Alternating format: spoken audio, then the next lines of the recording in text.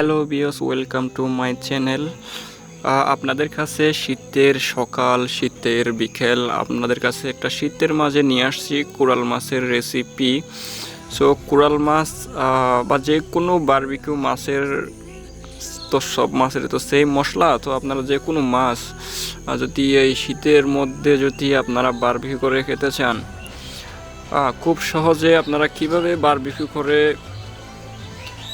Restaurant স্টাইলে স্বাদ নেবেন, আমরা এটার জন্য আমরা আপনাদের কাছে সরাসরি নিয়ে আসছি কাঁচামরিচ, পুদিনা পাতা, ধনে পাতা, লেবু দিয়ে আমরা ব্লেন্ডার করে হালকা টক দই দিয়ে একটা মশলা করেছি, দেখতে পাচ্ছেন।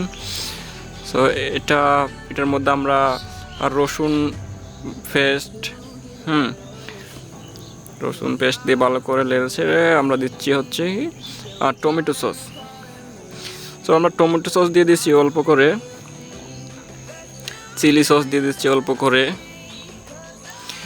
আপনাদেরকে আমরা সরাসরি রেস্টুরেন্টে যে স্বাদটা সেটা দেব। হ্যাঁ, আপনারা এগুলা যদি নিজেদের বাসায় তৈরি করেন নাও কিছু কিছু স্কিপ করতে পারেন যদি না থাকে আপনাদের কাছে। তো আমরা সরিষার তেল দিয়ে দিচ্ছি, অরিজিনাল সরিষার তেল।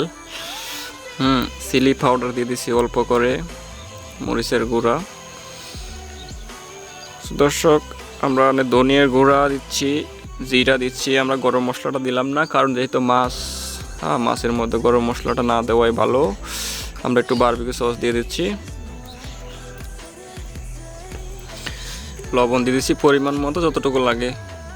মাছটা আমরা দিয়ে দিচ্ছি। এখন দেখতে পাচ্ছেন আমরা মাছটা এখন সুন্দর করে সবগুলা কাটা জায়গার মধ্যে আমরা মশলাগুলো ঢুকাবো। সুন্দর করে আমরা ম্যারিনেট করে মাছটাকে 3-4 ঘন্টা রেখে দেবো। আপনাদের যতটুকু সময় থাকে হাতে রেখে দেবেন,